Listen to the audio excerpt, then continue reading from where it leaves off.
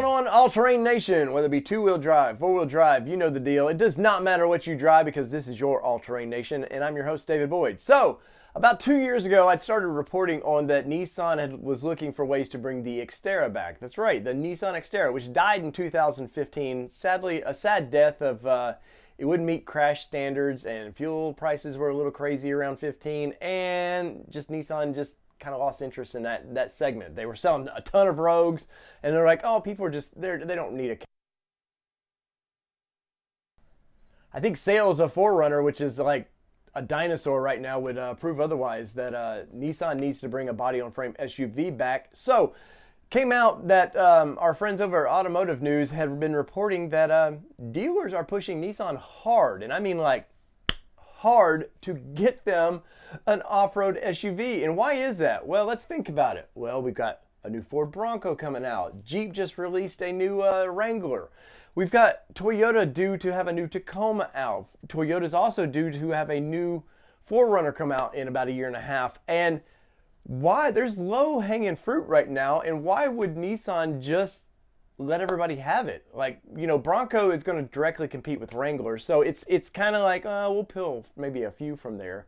But the real competition is the 4Runner, because really that's the last body-on-frame SUV out there. And Lord knows the overland community is like going nuts right now. And I don't know if it's peaked, but you know, it wouldn't be like Nissan though to have bad timing and to jump into after something's already peaked and it's on its way down. But that's just a Nissan thing, and I don't think it's on purpose. It just seems to be, well, what they do. Anyways, but the dealers are pushing hard to get the next Xterra out there. And I had reported even way back in 2016 that Nissan had a Gen 3 design ready to go. Now, did Asian markets get this? Well, they got pretty close to what I think Nissan had planned for the US markets in what they called the Terra. That's right, the Terra. And I'll throw a picture in there and we'll just talk about it, and we'll go from there.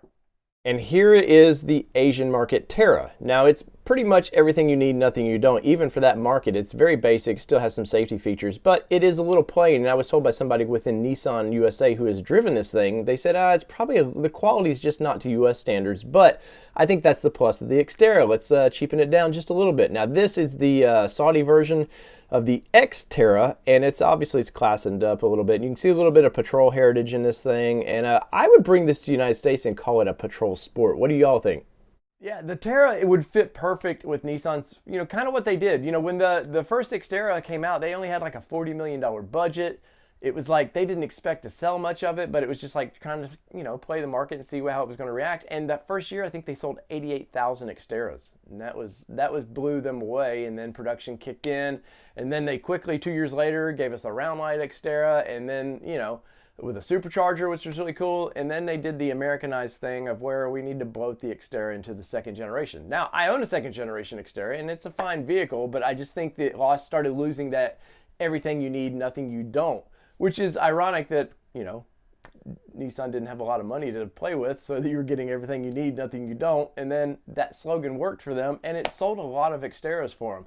And the Xterra has a very vast fan base, believe it or not. And with body-on-frame SUVs, like, you're starting to get the 2013, 14, and 15s are all going up. They're holding their value or going up a little bit in value because places like Colorado, yeah, you can do an all-wheel drive Rogue or some other brand, but people kind of want to feel tough at times, and I think the body-on-frame SUV really just translate that a little bit better than a CUV does. But let me know in the comments below, does Nissan need to bring the Xterra back? And if you're a Nissan fanboy, would you be interested in a new Xterra? Because Lord, I've seen from the forums today that everybody is next Xterra, and they've got one they could pluck from the Asian market, not the X-Terra that the Saudis are getting. I say we go the full-blown Terra because it's a basic vehicle, and we just go from there. So let me know in the comments below, and till next time, this is your All-Terrain Nation. You know the drill. I'm your host, David Boyd. Peace, everybody. Love y'all.